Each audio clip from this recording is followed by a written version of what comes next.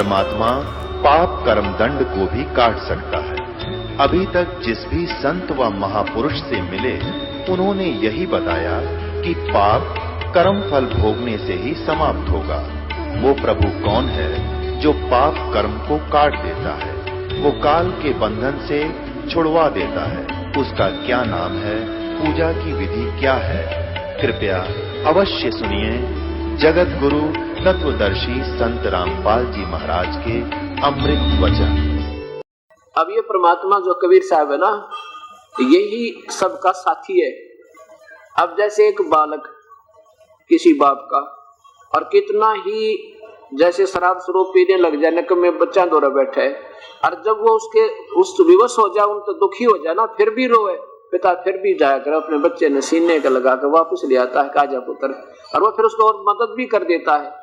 तो ऐसे ये जब अंतरात्मा से पुकार करी हजरत मोहम्मद ने, हे कबीर अल्लाह, हे कबीर अल्लाह, आज मेरी इज्जत रखो मेरे दाता, अल्लाह अकबर। ये जो जब आत्मा से पुकारा ऐसे रो के याद किया था मालिक को, अल्लाह अकबर, अल्लाह कबीर, अल्लाह कबीरन, अल्लाह अकबर, ये कई प्रकार से अरबी भाषा में लिखा जाता है।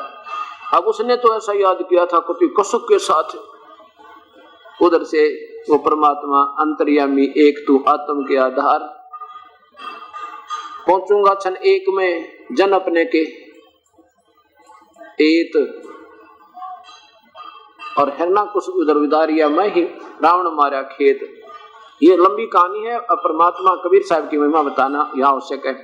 तो उसी समय वो कबीर परमेश्वर आए, जैसे बेई नदी पर गुरु नानक देव जी को दोबारा मिले, तो वो केवल गुरु नानक देव जी को दृष्टिगोचर हो रहे थे, अन्य जो स्नान करने वालों को नहीं दिख रहे थे, अकेले गुरु नानक देव जी बोलते दिखाई दे थे। ऐसे ही हजरत मोहम्मद जब आए, कबीर साहब आए हजरत मोहम्मद के पास, तो दोनों की वार्ता हुई और उसने चरण टेके नो। अब ये नमाज जो करते हैं ना, ये ऐसे प्रारंभ हुई थी विशेषकर, और ये अल्लाहू अकबर ये नो प्रारंभ हुई थी जब उसने माथा टेक के अपने भगवान कबीर साहब के, मेरी इज्जत रखो दाता, और नो खड़े थे भगवान मनुष्य रूप में है, कभी चरणों में मत्था टेक, फिर ऐसे देखे, दया करो दाता, मन ही मन में नूकर रक्षा करो मेरी। तब कबीर साहब बोले खड़ा हो, और अपनी सबद शक्ति से और उसको जीवित कर दिया। कबीर साहब ने वो गायें जीवित कर दी। अब आम व्यक्ति तो सोच रहा कि गुरु मोहम्मद जी ने जीवित कर दी, और वो की थी कबीर परमेश्वर ने। कहते हैं मारी गौ शब्द के तीरम, गरीबदास जी अपनी वाणी में अपने कबीर परमेश्वर और हजरत मोहम्मद जी की वार्ता ऐसे वर्णन कर रहे हैं जैसे तुलसीदास जी ने रामायण को बाद में बिल्कुल जो का त्यों यथार्थ चित्रित किया, आंखों देखा हाल लिख रहे के मारी गौ शब्द के तीरम, ऐसे होते मोहम्मद पीरम। कहते हैं जब हम मोहम्मद याद किया रे, शब्द स्वरूपी हम बेग गया रे। शब्द स्वरूप क्या होता है? वो परमात्मा का शरीर अन्य को नहीं दिखाई देता, शरीर होता है, और जिस पे रजा बख्शते उसी को दिखाई देते। मुई गऊ हम तत्काल जिवाई, तब मोहम्मद के निश्चय आई। तुम कबीर अल्लाह दरवेशा, मोहम्मद का गया अंदेशा। सब संदेह मिट गया हजरत मोहम्मद का। कहते हैं जब हम मोहम्मद याद किया रे, मेरे को जो मोहम्मद जी ने याद किया, मैं शब्द स्वरूपी बेग यानी अति छिन्न में जो बच्चा गऊ की नजर में यूं साई न संत, और भक्तों के पीछे फिर वो भगत वत्सल भगवंत। पहुंचूंगा क्षण एक में जन अपने के काज, जो जन मेरी शरण है ताका हूं मैं दास, और गैल गैल ला गया करूं जब लग धरती आकाश। अब जैसे ये पुण्यात्मा जिनसे परमात्मा सीधे मिले, ये कभी इनके संपर्क में रहे हैं, ये पुण्यात्मा कबीर साहब के पहले, और उस कारण उस परमात्मा शरण का मतलब है कभी भक्ति की है। जैसे आज आपने भक्ति करे और सत भक्ति प्रारंभ कर दी, और ये मान ले ना भी पार हुए तो फिर आगे कलयुग में ये चांस मिलेगा नहीं आपको, लेकिन आपकी कमाई घनी हो जाएगी, और इसके आधार पर हो सके आप स्वर्ग में भी बहुत जन रहोगे, और फिर आगे सतयुग त्रेता द्वापर में भी आपके मनुष्य जन्म बनते रहेंगे, और फिर कलयुग में फिर आ जाओगे। ऐसे भी आपके साथ बन जाएगा। लेकिन फिर गई बात, कहानी तो बिगड़ गई सारी, जिसके लिए ये मेहनत परिश्रम किया था। तो ऐसे हजरत मोहम्मद जी ने कि पिछली प्यारी आत्मा थी परमेश्वर की, जैसे कभी सत भक्ति की हुई थी इन्होंने, इस कारण से भी वो विशेष लगाव उस परमेश्वर का होता है। तो कहते हैं जब हम मोहम्मद याद किया रे, हम शब्द स्वरूपी बेग यानी बिल्कुल शीघ्र पहुंच गया रे, और मुई गऊ हम तत्काल जिवाई, मरी हुई मृत गऊ को हमने तुरंत जीवित कर दिया जब मोहम्मद का निश्चय आई। अब फिर क्या कहा कि तुम कबीर अल्लाह दरवेशा, ए कबीर आप तो वास्तव में दरवेश कहो, माने संत कहो, अर्चे अल्लाह आप ही हो। और मोहम्मद का, मोमिन यानी मुसलमान मोहम्मद का फिर गया अंदेशा, फिर उसका संशय निवारण हुआ। उसके बाद कबीर साहब ने मिले, उसको पता लग गया था कि ये अब दुख आई तो मुझे याद कर लिया, और पहले मैंने कितनी विनय करी थी तो सतभक्ति संदेश दे दे, फिर भी नहीं माना था। और फिर उस समय भी परमात्मा ने कहा था कि अब भी मान कर तू ये संदेश पहुंचा दे उस परम पिता का। वो मौन रहा था, बोला नहीं, फिर भी स्वीकृति नहीं दी, क्योंकि वो उस जबराइल नाम के देवताओं ने बहुत डरा रखा था, उनको बहुत बुरा, उनको भय बैठा रखा था काल के देवता ने, दूतों ने। तो उसके बाद कबीर साहब नहीं मिले उस हजरत मोहम्मद को।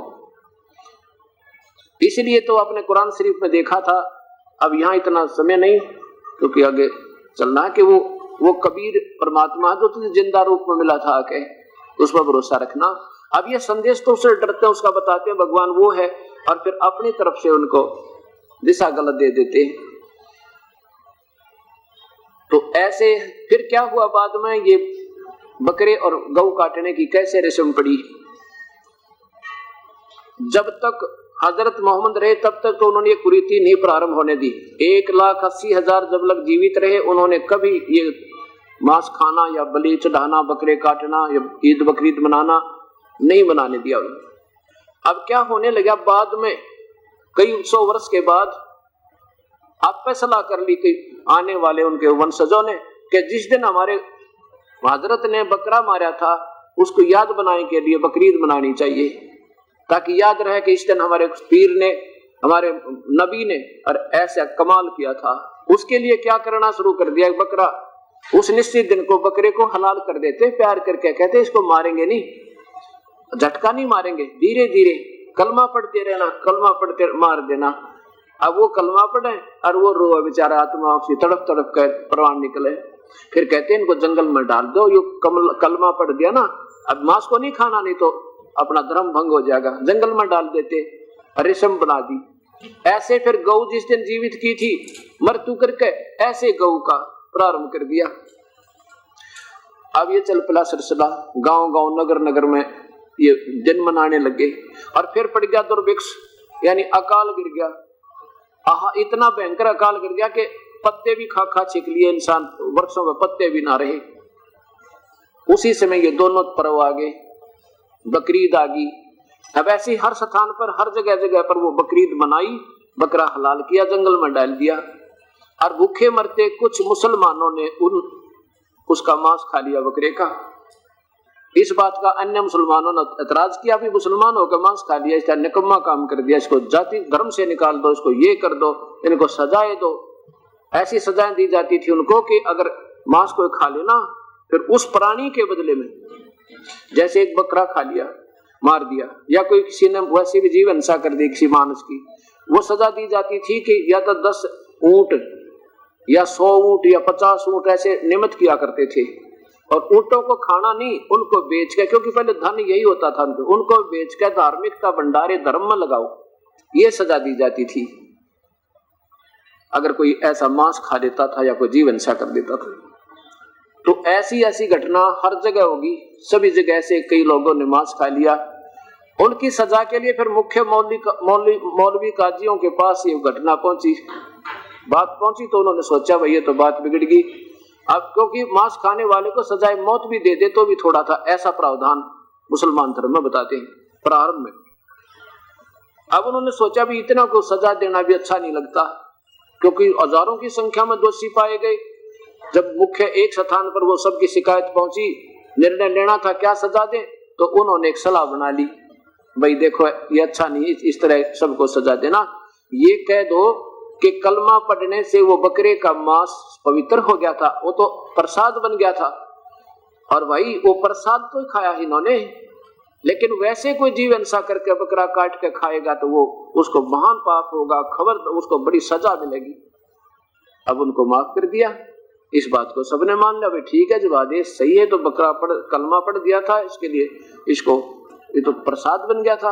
अब उस समय उन महापुरुषों का ये बचाव करना अति आवश्यक हो गया था, और इस प्रकार फिर यह कुरीति का रूप धारण कर दिया। अब आज इसका ये भयंकर रूप धारण हो गया।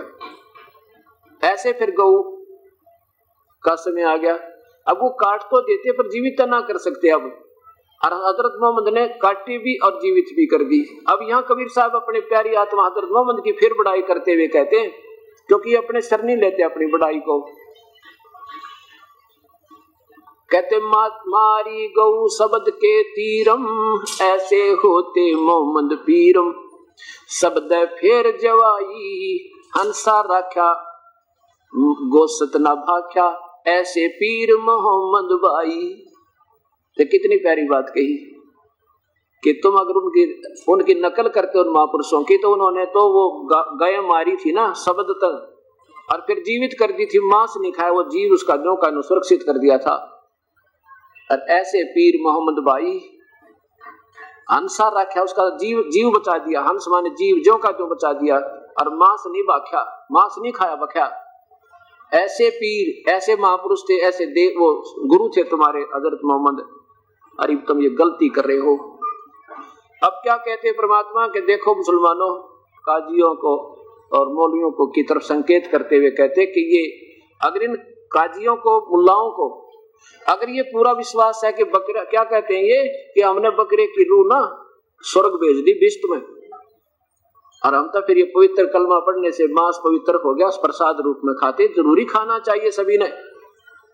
अब कबीर साहब कहते ना दानो, अगर ऐसे गर्दन देने से और ये इस बकरे की रूह पहुंच जा स्वर्ग में, तो कौन नंबर आने दे भाई बकरों का। शेख फरीद जैसे, मंसूर जी जैसे महापुरुषों ने, और मूसा जी जैसे ने, हजरत मोहम्मद जी जैसा ने अपनी घोर तपस्याएं की थी, जैसा उनको साधन मिला इस स्वर्ग प्राप्ति के लिए, और उन्होंने मंसूर जी ने अपना शरीर सौंप दिया था, टुकड़े टुकड़े कर दिया, फिर भी उन्हें परवाह नहीं की थी। और तुम बकरे को स्वर्ग भेज रहे हो और आप पीछे रह गए। अगर तुमने पूरा विश्वास होता ना, पूरे परिवार पर कलमा पढ़ देते और स्वर्ग में पहुंच जाते। कौन रहे ऐसे गंदे लोक में, कितने कष्ट इसमें। तो कहते हैं जय या रू, एक मुल्ला मस्जिद में कूके, एक पुकारे बोका। अब हजरत मोहम्मद ने तो वही प्रार्थना की थी जब गाय नहीं जीवित हुई, अल्लाहू अकबर। अब वह क्या करते हैं लोग, वो एक तो मस्जिद में चढ़ जाएगा ऊपर मुल्ला तय, ए अल्लाह, अल्लाहू अकबर, ए भगवान, हे अल्लाह, इसको बस बकरे की रूह को स्वर्ग में स्थान देना भीष्ट में। और एक वो बोक बकरा, उसकी गर्दन काटी जा रही, वो मिमा मिमा का वो रो रो के तड़प रहा है, और तुम उसको सिफारिश करे वो परमात्मा को, तुम्हारी सिफारिश मानेगा जो दूसरे की हिंसा करे वो परमात्मा। तो कहते हैं एक मुल्ला मस्जिद में कूके, एक पुकार है बोका, और इनमें कौन स्वर्ग में जागा। मुझे लग गया धोखा, ना तो मुल्ला स्वर्ग में जावे और न बकरे को तो जाना, कहा बेचारे उसकी गर्दन काटी जा रही। फिर क्या बताते हैं कि भाई आज जो मुल्ला बकरे काट रहा है ना, अगले जन्म में बकरा तो मुल्ला होगा और मुल्ला बनेगा बकरा, ये अपना बदला लेगा। ये बदला नहीं उठला तुम्हारा, चाहे कितने सर पटक लो, ऐसे जुल्म करते रहोगे तो। परमात्मा कबीर साहब बताया करते थे। फिर कहते हैं कि जय या रूत बिष्ट पठाई, अगर तेरे पर पूरा विश्वास है कि तूने इस बकरे की आत्मा को स्वर्ग भेज दिया, तो कर तदबीर कबीला भाई। जब जाने तो अपने परिवार ने पढ़ दे कलमा एक बार, कर तदबीर कबीला भाई। अब इन बातों से मुसलमान तो नहीं नाराज हुए, मुसलमानों के गुरु नाराज हो गए, जिनकी रोजी रोटी और सच्चाई सामने आवे थी। वो कहने लगे ये तो बड़ा नीच है, फलाना है, ये ऐसे करता है, वैसे करता है। एक दिन क्या हुआ, सिकंदर लोदी दिल्ली का बादशाह, और कहां पहुंच गया, काशी में, बनारस। बनारस पहुंच गया तो, और बनारस में काशी में हिंदू राजा वीर देव सिंह बघेल का शासन था, और उसमें मुसलमान उनसे शिकायत नहीं कर, और उधर से वीर सिंह देव बघेल कबीर साहब के शेष हो चुके थे। तो मुसलमान लोग इसलिए चुप रहते थे कि अगर वीर देव सिंह को इसकी शिकायत करेंगे तो ये हमारी नहीं सुनेगा, क्योंकि इनका शिष्य है। और जिस दिन वो दिल्ली के बादशाह सम्राट वो सिकंदर लोधी वहां पहुंचे तो उनको सुअवसर मिल गया। उन्होंने जाकर शिकायत की, कहने लगे जी एक काशी में जुलाहा है, वो ना हिंदू ना मुसलमान, वो काफिर है और हमारे मजहब की तौहीन बहुत करे। भगवान राजन हमारा कोई जीवन नहीं छोड़ रखा उसने, हमारी कहीं सुनाई नहीं हो रही है। और वो कहता मैं खुद अल्लाह हूं, मैं खुद भगवान हूं, मैं वही अल्लाह अकबर हूं जिसकी तुम रोज पुकार करते हो। और मुसलमान धर्म इतना आरूढ़ है, अब तो नरम हो गए थोड़े से, कि कोई यूं कह देना कि भगवान आकार में, उसको कहते हैं बेशक सजाए मौत दे दो, वो झूठ बोल रहा, वो पाखंडी है, भगवान आकार में नहीं है। और कुरान शरीफ बताओ आकार में, उसका नाम कबीर। तो इससे क्या है, इन दो मुसलमानों का दोष नहीं, मुसलमानों के गुरु पीर जो लास्ट में पवित्र आत्माओं के बाद जो वे पेट भर हो गए, इन्होंने ना शास्त्रों का ज्ञान, ऐसे हिंदुओं के जो अपने पाठ्यक्रम की पुस्तकों उठाकर देखा नहीं उन्होंने लिखा क्या है, ऐसे अब सिखों के अब उस पवित्र गुरु ग्रंथ साहब में क्या संकेत आदेश उस पवित्र आत्माओं का वो नहीं पढ़ पा रहे, अपनी दंत कथाओं तक फिर इनको मांस खाने पर उड़ कर दिया। एक छोटी सी पुस्तक है मेरे पास सिख धर्म की, उसमें क्या लिखा है कि जैसे ना बकरा तो खाओ लेकिन ऐसे मत, ऐसे हलाल मत करो जैसे मुसलमान करते, झटका करके खा लो कोई पाप नहीं। या भी वो अब पवित्र गुरु ग्रंथ साहब में कहीं है ऐसा वर्णन नहीं है। तो अब ऐसी दंत कथाओं की कहानियां बन गई, बात बिगड़ी। सिकंदर लोधी बड़ा जो ना इस बात से क्षुब्ध हुआ और एक आध दिन कह दिया जी हमारी कोई सुनवाई ना करता, ये यहाँ का राजा हिंदू है और ये इनका शिष्य है। सिकंदर बोला भी लाओ, बुला के उसको पकड़ के लाओ, उसको कौन ऐसा कमबख्त। अब गए 10 सिपाही गए एक व्यक्ति को, एक आदमी को पकड़ने के लिए। जब कबीर साहब को लेकर आगे और खड़ा कर दिया, हजारों की संख्या में दर्शक भी और वो काजी मुल्ला सारे इकट्ठे हो गए। तो एक गऊ मंगा रखी थी कि ये अपने आप को खुदा कहता है ना, कबीर अल्लाह कहता है, तो आज परीक्षा लेंगे इसकी। और ये क्योंकि पहले भगवान से डरा बहुत करते थे हिंदुओं से मुसलमान, अब तो सबका भय निकल गया क्योंकि नास्तिकता की तरफ चल पड़े हम। जब तक ये सत भक्ति फिर नहीं मिलेगी तब तक हमें फिर डर भगवान का हो नहीं। उसमें डरा बहुत करते, बेशक राजा था, उसने सोचा कहीं कोई वही ऐसा व्यक्ति है जब ऐसा कह रहा है तो कोई बात हो सके इसमें, तो पहले परीक्षा लेता हूं। एक गाय मंगवा ली जो गर्भवती थी, गब्बड़ गाय मंगा के खड़ी करवा ली वहां पे। और कबीर साहब को जब लाके खड़ा किया तो राजा सिकंदर लोधी बैठे और साथ में मंत्रीगण, हजारों की संख्या में दर्शक और राज दरबार के सामने। कबीर साहब से कहा उसने, सिकंदर लोधी ने, कि बोल कबीर तू कौन है, अब कैसे बैठा मौन, अब क्यों चुपचाप बैठ गया तू, आके बैठा दिया नीचे कबीर साहब को। अब बोलता क्यों नहीं, तू अपने आप को अल्लाह कहने वाले, तू खुदा बात कहता अपने आप को। कबीर साहब खड़े हो गए, खड़े होकर कहने लगे हम ही अलग अल्लाह हैं, कुतुब गोश और पीर और गरीब दास खालिक दनी, मेरा नाम कबीर, मैं वही अकबर हूं जिसको तुम रोज याद करते हो, मैं वही कबीर हूं। हम ही अलग अल्लाह हैं, अलग माने जिसको तुम बेचून कहते हो, जो दिखाई ना देता, निराकार, वो अल्लाह मैं हूं। और कुतुब गोश और पीर, वास्तव में कुतुब भी मैं हूँ, गोश भी मैं हूँ और पीर भी मैं हूँ। अर्थात वास्तव में जो वास्तविकता भक्ति दूंगा गुरु रूप में मैं ही हूँ, और जो राहत दूंगा वो मैं ही हूँ, यानी भगवान भी मैं हूँ और वास्तव में गुरु भी मैं ही हूँ। जैसे रामानंद जी ने कहा था, तुम साहेब तुम संत हो, तुम सतगुरु तुम हंस, गरीब दास तेरे रूप बिना और न दो जान से। तू ही भगवान, तू ही दास, तू ही देव, तू ही जगत गुरु, तू ही तत्वदर्शी, सब कुछ तू ही है परमात्मा, और आप ही अपना सब रोल करके हमारे उद्धार कर रहे हो। जब ये कहा कि हम ही अलग अल्लाह हैं, कुतुब गोश और पीर, गरीब दास खालिक दनी, खालिक माने सारी सृष्टि का मालिक, खलक होती है प्रजा, सारी सृष्टि, और मैं उसका खालिक माने मालिक, मैं सबका धनी हूं और मेरा नाम कबीर, मैं कुल मालिक हूं, जगत गुरु। इस बात से सिकंदर लोधी, क्योंकि राजा था, एकदम क्रुद्ध हुआ। कहने लगा भी अगर तू अल्लाह है ना तो तेरी परीक्षा लेते हैं नहीं, अगर ये गाय कटवाता हूं, इसके टुकड़े करवाऊंगा, क्योंकि हमारे हजरत मोहम्मद ने जो नबी था वो प्रभु का कृपा पात्र था, उन्होंने गाय को जीवित कर दिया था मृत्यु मार के। अगर तू गाय जीवित कर देगा तो तुझे अल्लाह मानेंगे, नहीं तो तेरी गर्दन को अभी सभा में कलम कर दूंगा। अब क्या किया, आदेश दे दिया सिकंदर लोधी ने कि इसको विस्मल कर दो, इस गाय को विस्मल कर दिया। धार्मिक लोग पहले भी थे, उन्होंने कलमा पढ़ा पहले, और फिर उसको गाय को ऐसे काट दिया,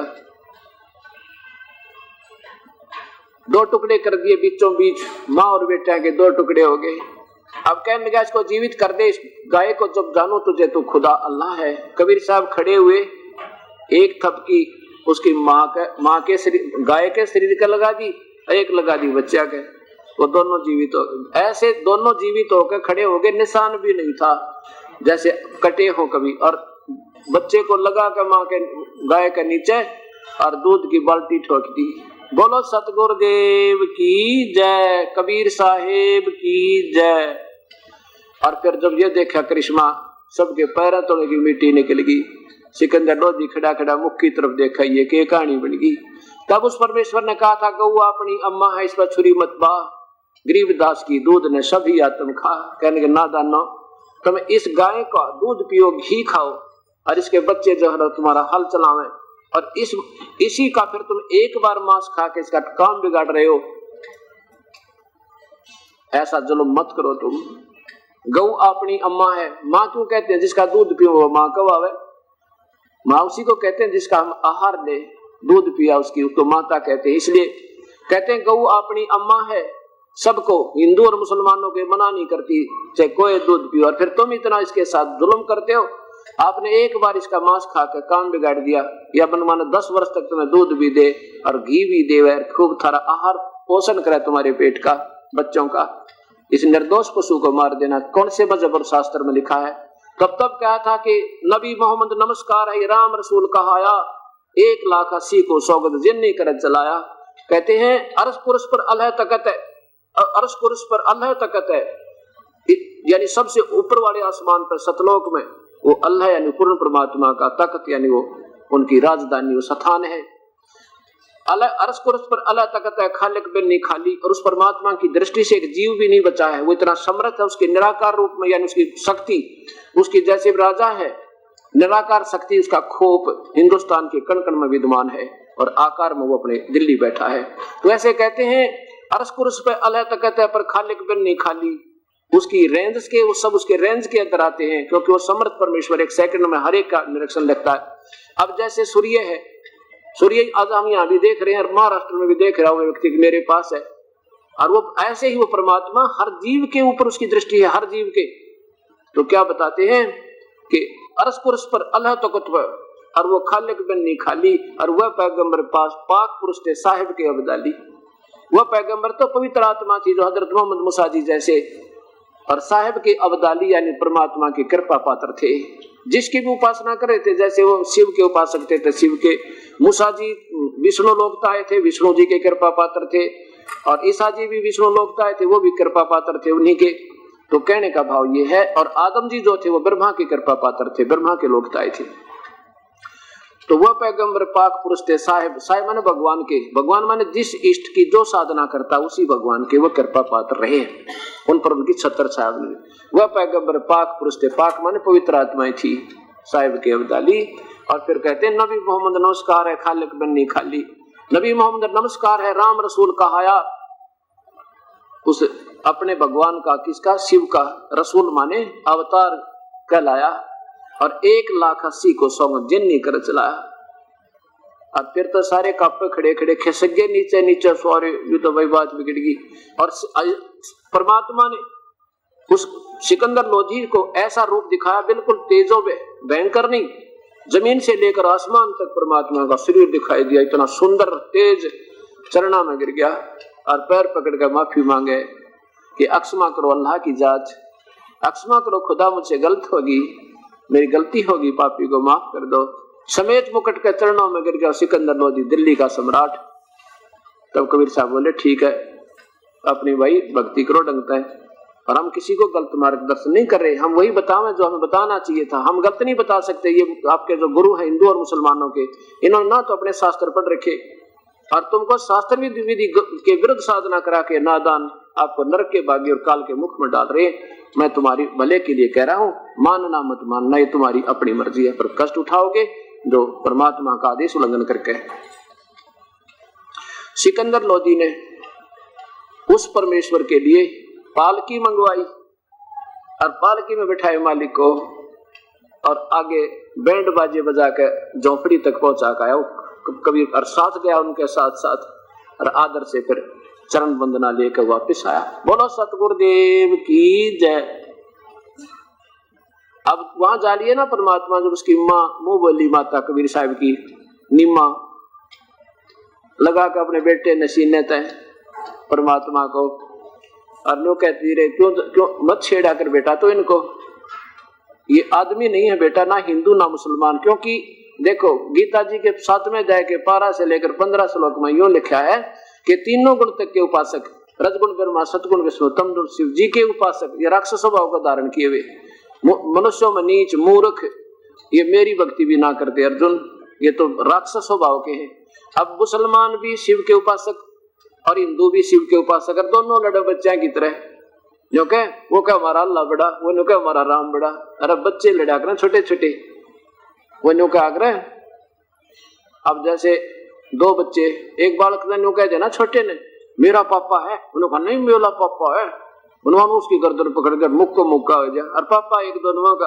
तो ऐसे ये लड़ाई अज्ञान पने की, और इन कारण इनका ये अनजान संत है, ना हिंदू धर्म से परिचित, ना मुसलमान धर्म से परिचित वर्तमान के, और ना ईसाई अपने मूल शास्त्र से परिचित, ना सिख अपने मूल उस गुरु ग्रंथ से परिचित के इसमें क्या वर्णन उन महापुरुषों का है। इस करके ही हम अलग अलग बन बैठे, और इसको सोचे समझे विचार करें तो फिर एक हो जाएंगे जैसे।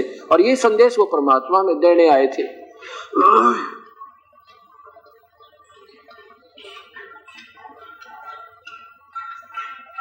अब सिकंदर लोधी तो आ गया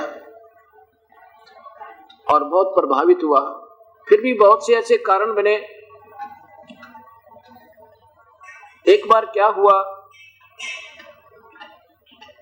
कि इन्होंने सब अपनी, क्योंकि ये गुरु लोग नहीं माना करते, इनमें मान बढ़ाई घनी हो जाती है, और मान बढ़ाई जिसमें हो जाती वो कभी नहीं माने, उस वो से मृत्यु बेशक हो जाए, वो अपनी भूल को भी अपनी गलती ने भी स्वीकार नहीं करते। आम समाज तो मान सकता है। क्या बताया कि कबीर साहब कहते हैं राज तजना सहज है और सहज त्रिया का ने, मान बढ़ाई ईर्षा दुर्लभ तजना ए। घर भी त्याग देंगे और भाई पत्नी को भी त्याग सकते हो, और जब बन जाओगे ना महंत या संत नकली, और फिर कहते मान बढ़ाई ईर्षा दुर्लभ तजना ये, और ये तजे बिना भगवान नहीं मिल सकता, चाहे कितने युग बैठे रहो। साहेब माने भगवान परमात्मा के, साहेब के दरबार में ये गाहक कोट अनंत, चार चीज चाहते हैं ये रिद्धि सिद्धि मान महंत। साहेब के दरबार में ऐसा कोई एक, इन चारों को त्याग कह दो चाहे पुरुष अलेख। ओए होए, अलेख माने अवर्णनीय, उस अवर्णनीय परमात्मा को दो चावे समझो। इन चारों ने छोड़ कर रिद्धि सिद्धि मान और मेहनताई ने संताई ने नकली संत बने बैठे, इनको जो त्याग के ऐसा कोई एक मिलेगा उस परमात्मा के दरबार में। नो के गायक सौदागर बहुत गणे, ये सभी सौदागर है, लेकिन चार चीज चाहते हैं ये रिद्धि सिद्धि मान और मेहनत। और उस परमात्मा के दरबार में ऐसा कोई एक सौदागर है जो सब ने त्याग कर परमात्मा को चाहे। एक समय क्या हुआ, इन नकली गुरुओं ने हिंदू और मुसलमानों क्या ने के स्कीम बनाई, भैया किसी प्रकार नहीं मानता, और इसने मार कबीर साहब को काटा, मतलब ऐसे टुकड़े टुकड़े कर दिया किसने? शेख तकी ने, जो सिकंदर लोदी का धार्मिक गुरु था। और ऐसे गुंडे ले गया 3-4 रात ने कि यूं तो मानता नहीं, जो ऐसे करेंगे ठीक इसको। अब टुकड़े टुकड़े कर दिए परमेश्वर के, रुई जैसे वो गुंडे बताओ थे ने, बोले हम तो ऐसे तलवार मारते थे, रुई में लगे थी, हमने तो कोई करड़ापन लगा है कोई नहीं इसमें। और जब वो चलन लगे ना, शेख तकी ने सोचा अपन की बात, साथ ही गया हुआ था, कट गया टंटा। तो कबीर साहब खड़े हो गए और कहने लगे, आ जाओ भाई शेख तकी बच्चों, कुछ दूध पान करके जाना, रात का टाइम, चांदनी रात। अब वो बुढ़ा ने देखा कि तो उठ गया भाई आदमी, तो जीवित हो गया, उनका डर गए हुए भयभीत हो गई और उनका अंदर ही पेशाब निकल गया। 3-4 का तो बुखार चढ़ा रहा कई दिन तक। परमात्मा गए, उनको कहा भाई कोई बात ना बेटा, मैं मरने वाला आदमी को नहीं, क्या इस बेवकूफ के चक्कर में तुम शेख तकी के चक्कर में मत आइयो बेटा, और कोई बात नहीं, मैं भूत भी नहीं प्रेत भी नहीं, और मैं तो भाई जो हूँ वो तुम बाद में समझ पाओगे। जब उनका बुखार उतरा, उनके सीने से लगाया मालिक ने, यानी अपने को मारने वालों के भी पास जाकर उनका कल्याण करना पड़ा उस दाता ने। मालूम है उसको कि ये गुमराह किए गए घोड़ी इन नादान संतों के द्वारा। और एक बार कबीर साहब को सरसों के उबलते हुए तेल में कढ़ाई में डलवा दिया शेख तकी ने कि हम जानेंगे अल्लाह इसको, क्योंकि सिकंदर लोदी का जलन का रोग ठीक कर दिया था।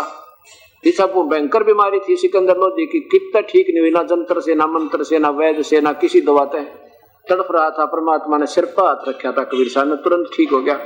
और ऐसे कबीर साहब के गुरुदेव श्री रामानंद जी की हत्या कर दी थी सिकंदर लोदी ने किसी कारण से, फिर बताएंगे कथा बात में आपको। और जिसके वो फिर तुरंत कबीर साहब ने उनकी आंखों के सामने उस सिकंदर लोदी को जीवित कर दिया था। शेख तकी की एक जिद के ऊपर कि मैं जब मानू कोई और मेरे सामने मुर्दा जीवित करे, तो एक शव बहता हुआ आ रहा था 13 वर्ष के बालक का नहर में। सिकंदर लोदी और हजारों सैनिकों के सामने परमात्मा ने वो भी जीवित कर दिया था और अपने बच्चे के रूप में कमाल के नाम से अपने साथ रखा था। लेकिन बुद्धिहीन प्राणी मान्या नहीं, तो कहने लगा हम तो जब माने, जब इसको कढ़ाई में तेल में फूक के देखेंगे भगवान है। अब सिकंदर लोदी भाई डरे अपनी उसने कि ये शेख तकी जो है सारे मतलब हिंदुस्तान के मुसलमानों में सबसे 1 नंबर का पीर है यो, और इसकी सब मानते हैं कहीं तेरे राजकाज में खतरा ना हो जा। चुप हो गया। तो कहने का भाव ये है कि कबीर साहब को उबलते हुए तेल के कढ़ाई में रख दिया। वो तो रखना के वो कहने लगे पटको इसने ठाक। कबीर साहब बोले भाई ये तकलीफ भी मत करो, ये भी कष्ट नहीं देता मैं आपको, मैं आप ही बैठ जाता हूँ। कबीर साहब उस कढ़ाई में जाकर से बैठ के जैसे बिल्कुल सुहाने जल में बैठ जाते हैं, बिल्कुल नॉर्मल टेम्परेचर हो किसी जल का या तेल का, उसमें ऐसे बैठे हैं और तेल ऐसे उबल रहा, नीचे पूरे लकड़ डाल रखे, खूब जला रखा, नहीं 100 से भी ऊपर टेम्परेचर जा रहा है उसका। तो उस समय सिकंदर लोदी ने सोचा भाई महाराज जी मर नहीं रहे, तो शेख तकी बोला इसने ना तेल की तासीर ठंडी कर दी जंतर मंतर थे, तेल गर्म नहीं रहा, अब ये बड़ा जादूगर है।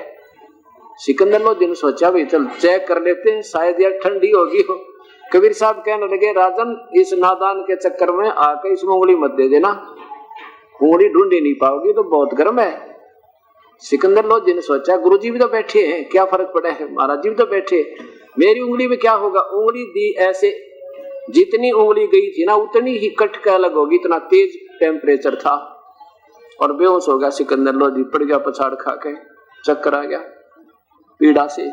परमात्मा बाहर आए, बाहर आकर के उनको होश में लाए, उस पीड़ा से फिर बेहोश हो गया क्योंकि उंगली कट गई थी कती। परमात्मा ने क्या किया, पकड़ के उंगली पूरी कर दी, सारे देखे पूरी होगी, दर्द रहा है नहीं, फिर बैठ गए। सिकंदर लोदी ओए होए चरणा में गिर गया, माफी मांगे, हाथ जोड़े, परवरदिगार में विवश हूँ, क्षमा करो, कोई बात ना बेटा, सारे विवश है पर हम विवश नहीं है किसी के। बोलो सतगुरुदेव की जय। उस शेख तकी का फिर भी चैन नहीं पड़ा, तेरी प्रभुता गई। और ये सिकंदर लोदी तो कबीर साहब को ज्यादा चाहेगा, तेरी यहाँ चौधर खत्म होगी, अरमान बुढ़ाई का झगड़ा यहाँ सारे लोग करें और भगवान इससे दूर है। फिर मुसलमानों को इकट्ठा करके कहा जी, सिकंदर लोदी से कहा कि एक परीक्षा और लेंगे। वो क्या ली, एक जेरा कुआ था बहुत गहरा बिना पानी का, बहुत पहले 150 फुट 200 फुट गहरे कुएं हुआ करते, और वो भी जीरा क्या होता था, उसके नीचे की मिट्टी बहुत दूर तक बह जाती थी, उसका दायरा कितना लंबा चौड़ा होता था। कहते इसमें डालेंगे इसको और ऊपर से कंकर पत्थर ठोकेंगे, अगर फिर जीवित हो गया फिर देखेंगे। अब ठीक है, शेख तकी ना ले जाके कबीर साहब को, कबीर साहब उसमें छलांग लगाएंगे, मालिक ऊपर से हजारों की संख्या में समर्थन जा रहे शेख तकी के, उसमें कंकर झाड़ झाड़ कांटेदार झाड़ियां कीकर के छड़े और गोबर गारा छोटी ईंट ऊपर तक ठुकवा दिया ताकि ये देखेंगे बच गया ये। तो क्या किया, अपने हाथ पैर मुंह धो के सारे वो 10-20 जने पहुंचे सिकंदर लोधी के पास और कहने लगे कहाँ गया वो तेरा गुरु पीर, कहा करते थे भगवान है अल्लाह है, कर दिया काम उसका, अब देखेंगे कहां से आएगा। सिकंदर लोधी कह रहा है कि किसकी बात कर रहे हो आप, किसकी बात कर रहे हो? कबीर की। कहते वो बैठे गुरुजी तो अंदर कमरे में, जिस कमरे में ठहरे हुए थे सिकंदर के पास उसी कमरे में कहने लगे वो बैठे गुरुदेव। तो कहाँ बैठे? अब देख जाके देखे तो सामने बैठे। कहा जा शेख तकी न्यू कर मुंह चाल पड़ा निकम्मी आत्मा, फिर भी नरम नहीं हुआ। वो कहते हैं साकट और साकट सनका जीवड़ा ये विज्ञान तय कर डावे, हर चीज नरम होती है, संतों के सामने नीच आत्मा कर डाया करती है और फिर उसका हर्ष बहुत बुरा होता है। अब जब इन्हें देख लिया ना भाई ये तो किसी प्रकार भी काबू में नहीं आ रहा, अब क्या सोचे इसका? इन्होंने क्या सोचा, हिंदू और गुरु मुसलमानों के इन नकली गुरुओं ने मिलकर एक झूठी चिट्ठी डाल दी कि कबीर भंडारा करेगा सभी संतों और मेहनतों के, क्योंकि एक मेहनता के पहला 100-200 शेष हुआ करते, हजार शेष वो होते थे जो जिनको संत बना रखा रोजी रोटी मांग मांग के लान खाते, वो हजारों की संख्या में होते थे और कई हजारों की संख्या में गुरु, कई हजारों की संख्या में उनके शिष्य, सबको चिट्ठी भिजवा दी। और आम जीव भी कोई आओ खुला भंडारा 3 दिन का लिख दिया और एक और लिख दिया कि सबको 2-2 सर्फी देगा और एक दौर साथ में जो भोजन खाने होंगे ना संतों को वो 2 रुपये सर्फी भी देगा। इस लालच में और गणे आगे कहते हैं 18 लाख व्यक्ति आगे, 18 लाख है परमात्मा काशी में, 18 लाख 180 राती 180 आ जाए तो भी जो ना सारे गांव न ला दे। और लड़की वाले ने चिंता बनी रहती है कि भगवान कहीं राशन पानी कम ना हो जाए। 180 में और वहां 18 लाख। रविदास जी और कबीर साहब ज्यादातर एकत्र रहा करते, क्योंकि कबीर साहब से ही रविदास जी को फिर नाम उपदेश मिला था। क्योंकि पहले तो रामानंद जी से दिलवाया कबीर साहब ने उनकी भ्रम तोड़ने के लिए कि जाति मजहब खत्म करी, जाति मजहब खत्म करी। और फिर रामानंद जी ने कह दिया भी मेरा कोई शेष नहीं, क्योंकि उनको आत्म परमात्मा के साक्षात्कार दर्शन हो गए थे, कबीर साहब सतलोक में ले गए थे फिर दिखाए। तो उसके बाद नाम देना भी बंद कर दिया, अपने आप को गुरु भी डिक्लेयर नहीं किया, भी मैं गुरु नहीं रहा तुम्हारा। तब रविदास जी ने कबीर साहब से उपदेश ले लिया था। यानी ऐसे जन महापुरुषों ने ये ज्ञान हो गया कि परमेश्वर है। तो रामानंद जी के जितने शिष्य थे जो योग्य थे उन्होंने कबीर साहब की शरण में आ गए थे और वो उनके गुरु हो गए थे। रविदास जी और रामानंद जी ज्यादातर एकत्र रहा करते थे, क्योंकि आत्मा को परमात्मा की भूख सदा बनी रहती है। कबीर साहब भगवान आ रहे और प्यारी आत्मा रविदास जी। अब जो कहते हैं जो सुख संत की शरण के संग में वो स्वर्ग में भी ना हो, ऐसे शीतलता बनी रहती है। जब हम सत्संग में पूर्ण संत के पास आते हैं तो वहां ज्यादातर वहीं रहा करते थे, शाम ने देर तो जाया करते अपने घर में। आज जब अपनी झोपड़ी से सुबह सुबह जंगल पानी यानी घूमने फिरने निमटने के लिए रविदास जी चले तो क्या देखा? वहां देखा भाई दुनिया बहुत घनी आई हुई है 18 लाख की संख्या में।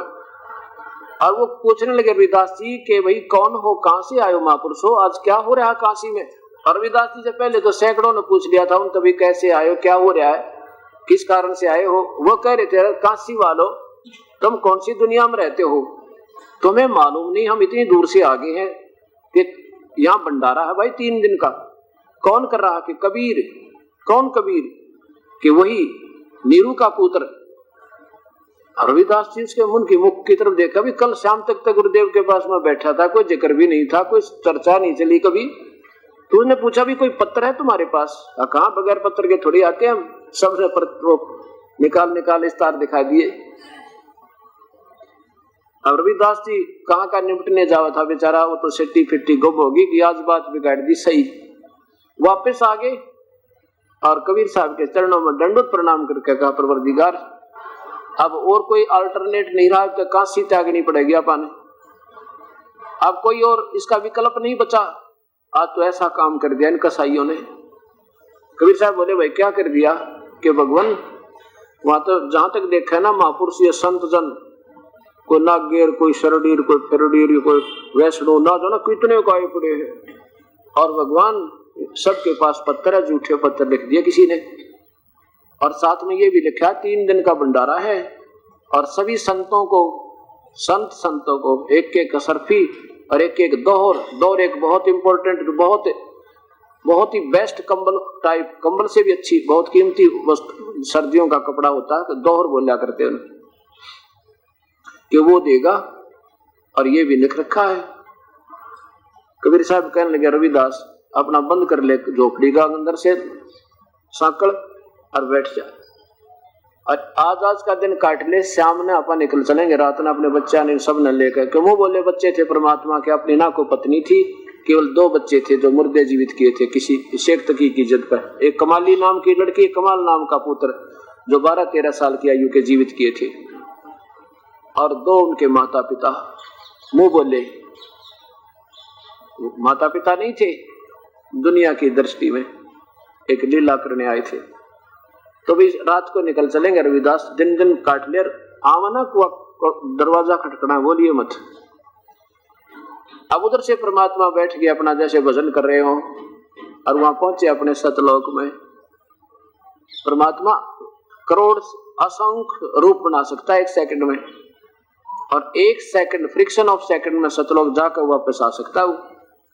गरीबदास जी कहते हैं, 1 पलक में साहिब मेरा फिरता 14 भवना, वो कहते मेरा परमात्मा 1 पलक में 14 लोक में घूमकर सबकी खबर लेकर 1 सेकंड में आ जाता है। 1 पलक में साहिब मेरा, भगवान मेरा, वो फिरता 14 भवना, भवन माने 14 लोकों में। इस पृथ्वी पर 14 लोक भी है, पृथ्वी इस ब्रह्मांड में।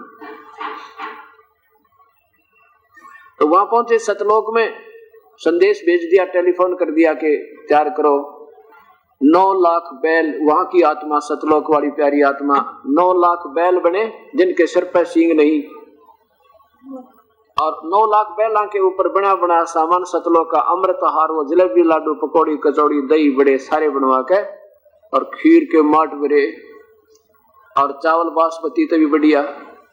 और वहां आके अब 9 लाख तो बैल साथ में बंजारे बनकर, और एक स्वयं अपना दूसरा रूप केशव नाम का बंजारा बनकर, केशव नाम रखा, वही परमात्मा अलग से एक बंजारे का रूप बना के, और काशी के चौपड़ के बाजार में आकर तंबू तान दिए, टेंट लगा दिए, सफेद रंग के, कत्ती बिल्कुल स्नो व्हाइट, और ना मैं ले क्योंकि परमात्मा की लीला, और नीचे सफेद कपड़े बिछा कर उन पर रख दिए बर्तन, और जैसे चावलों की पाल डाल दी उनके अंदर, चारों तरफ से बंद टेंट, परमात्मा का आहार बिना पकाया पक रहा, ना चिपी रांधनी, और चौपड़ के बाजार पर लगी है चांदनी, परमात्मा के वो टेंट लगे।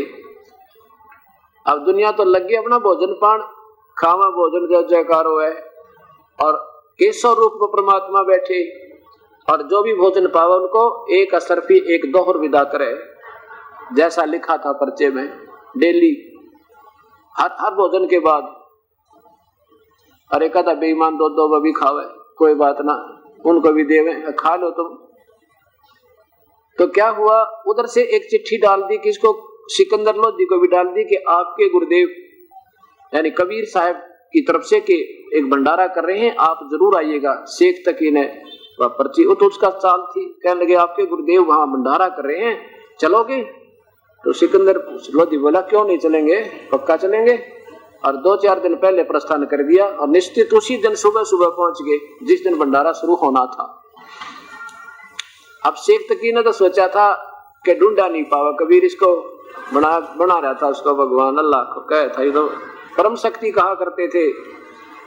शेख तकी साथ आना ही था, क्योंकि उसका धार्मिक गुरु सिकंदर लोधी का, दिल्ली के बादशाह का। अब वहां जाकर देखा कि तो बिल्कुल उस शेख तकी की सोच के विपरीत कहानी होगी है। क्या कहानी होगी कि दुनिया जय जयकार करे और खावे मोहन भोजन, वो नाना व्यंजन और जय जयकार जय हो कबीर की। भाई से भंडारे हमने नहीं देखे आज तक। ओहो क्या बात की, जैसा लिखा था वही मोर बीर असर फी सब प्रदान की जा रही है। भाई धन्य है इसके माता पिता ने, धन्य है ऐसे ऐसा भंडारा करने वाले को। कौन है वो कबीर, उसके दर्शन हो जाए तो भाई हम गदगद हो जाए। इसे महान आत्मा के दर्शन होने चाहिए। अब सिकंदर लोधी ये चर्चा सुन रहा, देखा वहां पर भंडारा जय जयकार हो रही। अब शेख तकी की तो मां सी मर गई, उसका तो घड़ों पानी पड़ गया। अकिया तो बात बिगड़ गई, तो फिर जय जयकार हो रही इसकी। एक तरफ बैठ गया मुंह लटका के, माथे पर हाथ धर कर बैठ गया के बनी। तो सिकंदर लोधी ने पूछा भाई यहाँ क्या कौन है ये भंडारा देने वाला? कि कबीर साहब है। कहने के एक आदमी बैठा है इस टेंट में और वो कर रहा है। क्या नाम है उसका? केशव नाम बताता है। अब सिकंदर लोधी केशव दूसरे रूप में बैठे प्रभु के पास गए, केशव रूप में बैठे थे। तो केशव से पूछा कि आप कौन हो? कबीर आपका क्या लगता, कबीर साहब आपका क्या नाता है आपका उनसे? केशव रूप में परमेश्वर आप ही कहते हैं कि मैं उसका पगड़ी बदल यार हूं, दोस्त हूं। और उस मेरे पास एक पत्र गया था और शेख तकी नो कान ला कर सुना उसके टेंट का बाहर ले पास है। अके बतलावेंगे कि मेरे पास एक पत्र गया था कि एक छोटा सा भंडारा है दोस्त, कुछ सामान लेते आइएगा। रत्रे की सुनने वाले भी नहीं, एक छोटा सा भंडारा, 3 दिन का भंडारा जिसमें 18 लाख रोजी में एक टाइम में 18 लाख भोजन पावे। और मोर सरफी साथ दे रहा है, नाना प्रकार के लाडू जलेबी रसगुल्ले, ये आइटम हमारे याद भी कोई ना हो इतने बना रखे परमात्मा ने। तो कहता है शेख तकीक तो बैठ गया, एक लपेट पकड़ के कहते रहेगी तो मैं कसूता का भी सुनते छोटा सा कहते हैं। तब सिकंदर लोधी ने कहा कि भगवान क्यों नहीं आए, आप भगवान क्यों नहीं आए? तो केशव कहने लगा मेरा नाम केशव है और मैं उसका पगड़ी बदलियार हूं, बंजारा हूं मैं। और जब उसका दास यहाँ बैठा है तो उनको आने की क्या आवश्यकता है? उनकी मौज है, जब आओगे आ जाएंगे। उसको कोई कह थोड़े सकते हैं आ जाओ, उनकी मौज और रजा है, जब आओगे मालिक आ जाएंगे। हम तो उनके दास बैठे हैं यहाँ पर। अब सिकंदर लोधी के आंखों में पानी भर गया कि परमात्मा ऐसा भंडारा राजा नहीं दे सकता, जैसे कितनी बात बनावे। और इस परमात्मा जाने थे, उस परिचित थे, उसकी महिमा थे। फिर वहां पहुंच के झोपड़ी पर हाथी पर बैठे हुए और सैकड़ों की संख्या में बॉडीगार्ड अंगरक्षक साथ सिकंदर लोधी के कबीर साहब की झोपड़ी के सामने जाके हाथी से नीचे उतरे अंबारी तय और कवाड़ खटखटाए। स्वयं कबीर साहब के वो दरवाजा खटखटाया कुटिया का। रविदास बोला जी लगता है यहाँ भी आगे हैं वो तो भंडारा मांगने वाले, भंडारे वाले। कबीर साहब बोले बोलिए मत, चले जाएंगे भाई, अपना बोलना नहीं अपन। वो तो अंतर्यामी थे पर लीला करें ना जाने के कर दे। तो जब दरवाजा खटखटाया तो नहीं बोले, चुप रहे। जब दूसरी बार फिर कहा कि दरवाजा खोलना परवरदिगार। सिकंदर लोधी आपके दर्शन करना चाहता आपका दास। कबीर साहब कहने लगे राजन आज दरवाजा नहीं खुला हमारा, हम तो दुखी हो लिए इस बनारस में, और आज रात के समय मैं अपने सब माता पिता और बच्चों को लेकर यहाँ से निकल जाऊंगा राजन। ये लोग मुझे जीने नहीं देंगे, इन्होंने बहुत परेशान कर लिया मुझे। कभी मार रहे हैं, कभी काट रहे हैं, कभी कुएं में डाल रहे हैं, कभी तेल की कढ़ाई में डाल रहे हैं। और अब इन्होंने ऐसा काम कर दिया कि मुख दिखाने जोग नहीं छोड़ा मुझे। ऐसी लीला करे जैसे अनवेज हो, कोई ज्ञान नहीं। तो इसलिए रामानंद जी कहते हैं तुम साहेब तुम संत हो, तुम सतगुरु तुम हंस, तू ही दास बनकर बैठ जाता है और तू भगवान का रोल कर रहा है सतलोक में, और तू ही वहां केशव बनकर बैठा है परमात्मा। तू ही साहेब तुम संत हो, तुम सतगुरु तुम हंस, और गरीब दास तेरे रूप बिना और नहीं दूजा अंश।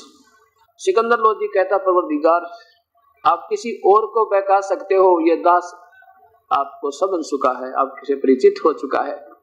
हे परमेश्वर एक बार देखो तो वहां चल के कैसे रंग लगा रखे आपने मालिक। जय जयकार हो रही है आपकी, कितना भंडारा हो रहा है, आपके दर्शन के लिए दुनिया तड़प रही है। आखिर में ये कहता कि अपने दास को दर्शन कर दो, एक बार मालिक दर्शन दे दो मुझे। मैं तो केवल आपके दर्शनार्थ दिल्ली से चल कर आया हूं कि इस बहाने दर्शन भी कर लूंगा अपने अल्लाह खुदा के। तो परमात्मा ने कहा कि खोल दे रविदास। दरवाजा खोल दिया। समेत मुकुट के चरणों में गिर के वो प्यारी आत्मा सिकंदर लोधी अपने परमेश्वर के चरणों में और आंखों में पानी भर के कहते हैं, परवरदिगार आपकी महिमा आप पे जानो मालिक, आम जीव के बस का नहीं है ये इतनी लीला, इतना संकट को सहन कर लेना। और एक बार चलो दाता, हर इंसान के मुख से ये निकल रहा कौन है वो कबीर, एक बार दर्शन, ऐसे महापुरुष के दर्शन होने चाहिए। भोजन के साथ साथ इसे महापुरुष के दर्शन हो जाए तो और ज्यादा आत्मा तरफ हो। आपके दर्शनाभिलाषी सब उमड़ भीड़ इंतजार कर रही है, एक बार चलो मेरे दाता, मेरी प्रार्थना है। तब कहते हैं कबीर साहब खड़े हुए और झोपड़ी से बाहर आए। जो ही परमात्मा झोपड़ी से बाहर आए, गरीबदास जी लिखते हैं कि बरसे फूल आकाश ते, ऊपर थे उस परमात्मा के ऊपर सतलोक थे, वह सुगंधित फूलों की वर्षा होने लगी। नो कति पत्ते पत्ते से और नो छा गया पूरा वहां पर सारा आंगन सुगंधित फूलों से और उस पत्तों से भर गया। अब रविदास जी चवर कर रहे थे पीछे पीछे अपने गुरुदेव पे से चवर, सफेद चवर आदर से करते हैं, जैसे आपने देखा होगा यहाँ गुरु ग्रंथ, इस ग्रंथ सदग्रंथ पर भी करते हैं, गुरु ग्रंथ साहिब पर भी आपने कभी देखा वैसे करते हैं। तो सिकंदर लोधी ने कहा कि परवरदिगार अंबारी में बैठो, हाथी की अंबारी में बैठा लिए रविदास जी, कबीर परमेश्वर और साथ में सिकंदर लोधी। रविदास जी से कहा सिकंदर लोधी ने कि मुझे भी ये चवर मुझे दे दो, आप तो सदगुरु की सेवा रोज ही करते हो, मुझे अवसर दे दो आज दास को ये सेवा करने का। रविदास जी से लेकर चवर और चारों तरफ की हाथी के ऊपर रूम बन जाता था, हाथी के ऊपर एक बहुत बढ़िया 8-9-10 फुट की ऐसा बढ़िया बन जाता था और उसमें हवादार चारों तरफ के दरवाजे भी, उनको खोला भी जा सके ऊपर साइड में करके, और वो बंद करना चाहो बंद भी हो सकता है, ऐसे उसको मैन्युफैक्चर किया था कमर रूम टाइप। तो सिकंदर लोधी ने वो चारों दरवाजे खुलवा दिए, केवल वह चारों तरफ एक प्रेम खड़ा, अब चारों तरफ ने देखा मेरे भगवान ने। और सिकंदर लोधी चवर करे ये दिखाने के लिए कि आम व्यक्ति नहीं है जिस पर राजा चवर करे। अब वहां चारों जब पहुंचे सारे बाजार में भंडार में पहुंचे, और जो देखा वो कभी कौन है वो कबीर, नीचे वाले बतावा काशी के लोग के वो बैठा कबीर, ये जिस पर ये कौन है जो चवर करा के दिल्ली का बादशाह सिकंदर लोधी है ये। अरे इस पे इस जुलाहे पर एक गरीब आदमी पर राजा ऐसा चवर कर रहा है, वहां के लोग तो ऐसे कहें, और जो आम व्यक्ति जो बाहर से आए थे वो कहे ओहो ये तो चवर के इसके ऊपर तनाव रखे कर दे तो भी थोड़ा। आम व्यक्ति जो बाहर के आए हुए जो अच्छी आत्मा होती है और पेट भर होते हैं वो तो अपना ठीक है, रोट पाड़ना है उनका अलग, वो तो बात ही अलग होती है, वही खाया करें और वही गाली भी देते हैं, उनको तो हमेशा ही ऐसी व्यक्ति के सदा ही रहे। और जो पुण्य आत्मा थी वो कहती भाई ईसा भंडारा, और नो हाथ जोड़े प्रार्थना करें वह धन है कबीर की, जय हो कबीर की, जय हो कबीर साहब की। भाई ऐसे भोजन हमने नहीं खाए। अब क्या बताते हैं कि सारे बाजार के जहाँ 18 लोग आदमी भोजन पाओ, कितनी लंबी लाइन लगी होगी, 4-4, 5-5, 10-10, 15, 20-20, 100-100 लंबी, उन सारे में का घूमकर सारे बाजार में का घुमा के सिकंदर लोधी जान बुझ के ले घुमा के वापस आ गए जहां पर केशव रूप में परमेश्वर बैठे थे, दूसरा डबल रोल में टेंट के अंदर। वहां से सिकंदर उसने जो केशव वाले रूप में बैठे थे वहां से एक अलकारा भेजा, एक सेवक भेजा उन्होंने कि जाओ भगवान को बुला लाओ कि आपका दोस्त याद कर रहा आपको। उसी समय केशव के टेंट में से एक सेवक गया और हाथी पर बैठे हुए प्रभु से प्रार्थना की कि आपको आपका दोस्त केशव याद कर रहा है, आपके दर्शनाभिलाषी।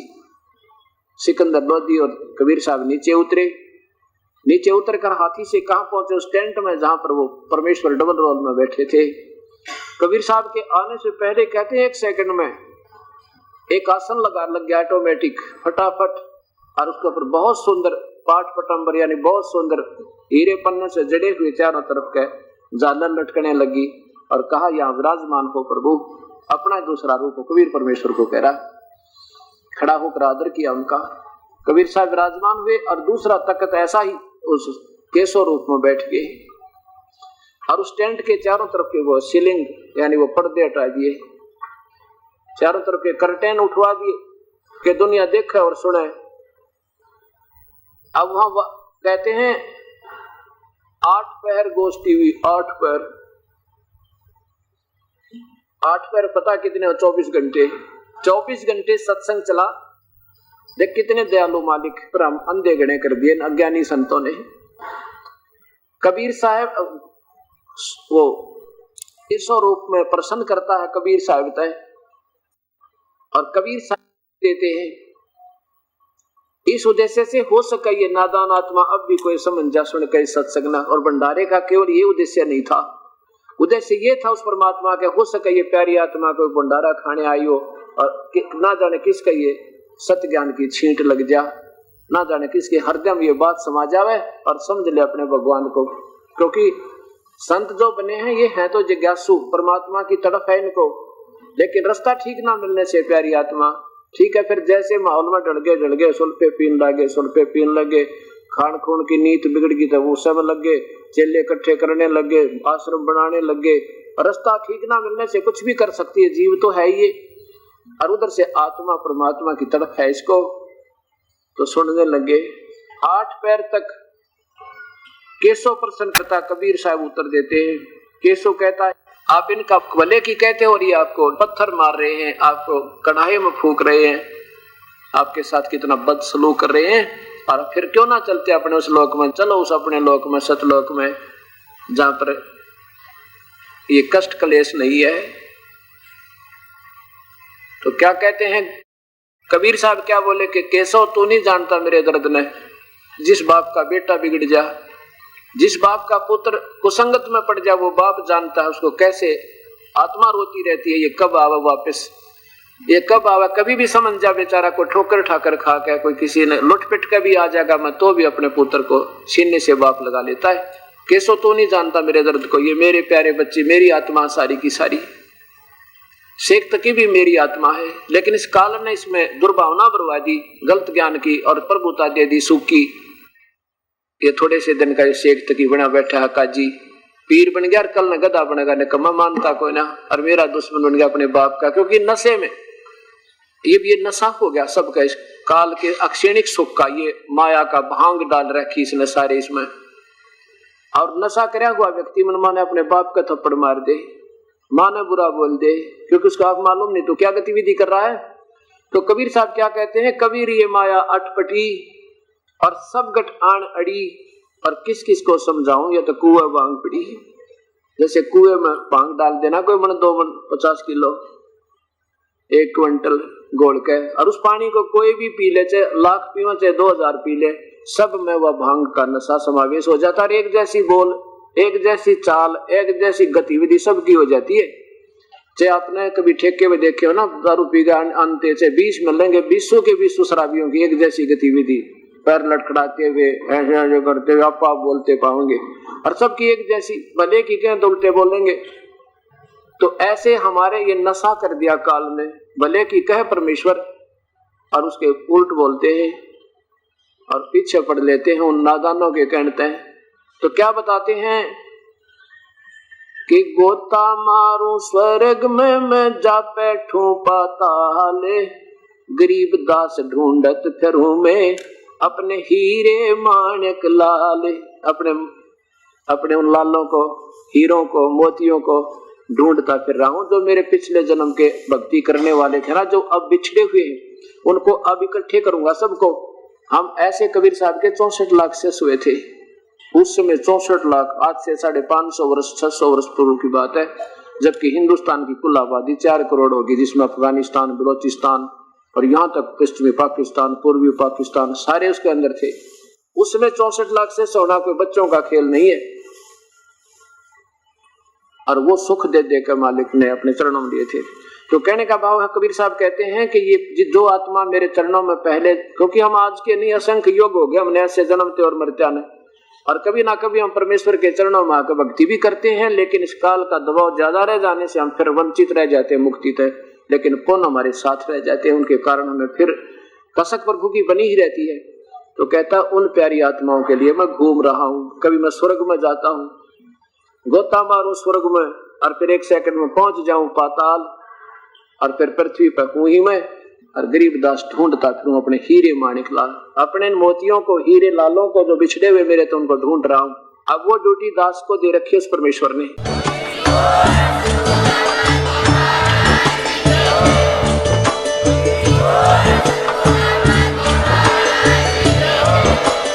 आप सुन रहे थे जगत गुरु तत्वदर्शी संत रामपाल जी महाराज जी के मंगल प्रवचन। अधिक जानकारी के लिए विजिट कीजिए हमारी वेबसाइट www.jagatgururampalji.org। संत रामपाल जी महाराज जी के शुभ आशीर्वाद से पूरे विश्व भर में 500 से भी ज्यादा नाम दीक्षा केंद्र हैं, जिन पर संत रामपाल जी महाराज जी द्वारा ऑनलाइन निःशुल्क नाम दीक्षा दी जा रही है। अपने नजदीकी नाम दीक्षा केंद्र का पता करने के लिए संपर्क करें 8222880541।